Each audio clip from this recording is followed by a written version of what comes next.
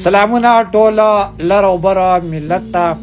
ویډیو به پوره ګورئ ځکه چې نن بیا یو سوال کوم او سوال د پښتونخوا د هغه قومي جرګو مشرانو نه کوم او بیا هغه مولایانو صاحبانو نه کوم او بیا د هغه سیاسي پارټیو واکدارانو نه کوم چې منظور پښتون په نوم باندې یو پښتون د څو کلونو راهیسته تاسو په دې وطن کې ګورئ.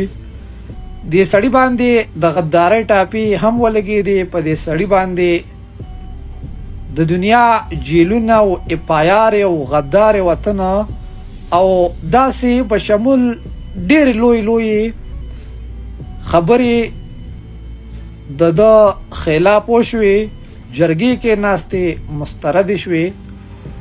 خو زه نن دا یو سوال کوم چې تاسو دې منظور پښتون ته غدار وایي، تاسو دې ته هر قسم په خپله ژبه کې هر څه لفظ وایي، خو د دې سړي بیکګراونډ وګورئ چې دا سړی ولې دې حالاتو ته راغلی دی.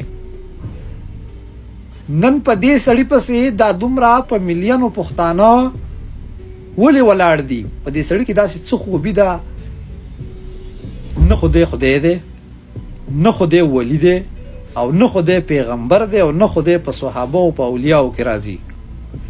خو بیا هم پښتانه په ده باندې یو دومره لوی اعتماد کوي او بیا هم دا خبره کوي چې منظور زمونږ رهبر دی، لیډر دی، جانان دی. څوک ورته هره ژبه چې د چا خولې له ورځي یو خوږ نوم چې د چا په زړه باندې لګي نو هغه منظور ته اخلي.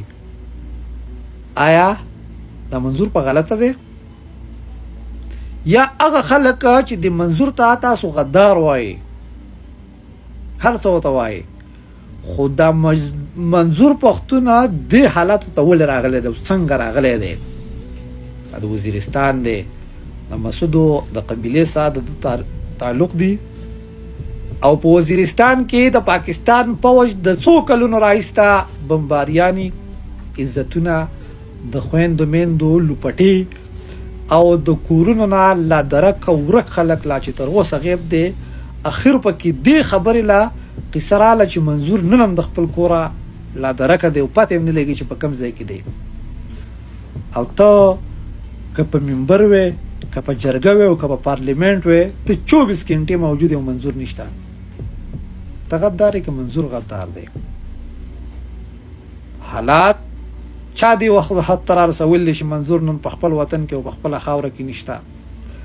حنیف پښتون، نور الله ترین او دغه شانته کې په شمول ډېر پښتانه سره د عمران خان دا په جیلونو کې دي.